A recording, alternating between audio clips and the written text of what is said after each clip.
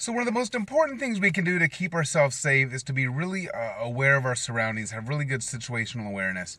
And one thing we want to practice is understanding the sounds that go on around us.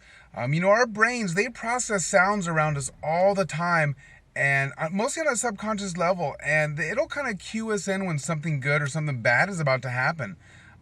We don't always recognize, oh, I heard this noise, this is about to happen, but we get feelings based on the sounds we hear. And one thing you can do to kind of to help increase that, auditory awareness is to train your ears to recognize the sounds that are familiar wherever you are. So right now you can try just, pause the video for a second and listen. Try to listen to and pick out 5 or 6 sounds in your environment. If you have an old school watch, you can hear your watch ticking, maybe a clock on the wall. Maybe you can hear the hard drive in your computer spinning, coworkers down the hall talking, traffic driving by. But just sit and listen and pick out 5 or 6 or more familiar sounds in the area you are now, and know what that space is supposed to sound like when nothing as crazy is happening.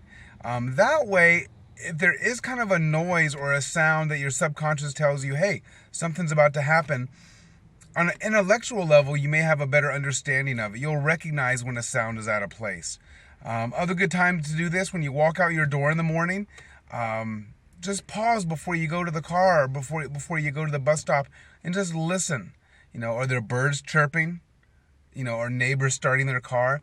What does this environment sound like in a normal state or in a normal situation? And that'll go a long way to help you, again, recognize when things are off or when things aren't quite right. It'll also help you to enjoy a lot of sounds that you ignore during the day, and that can be a lot of fun too.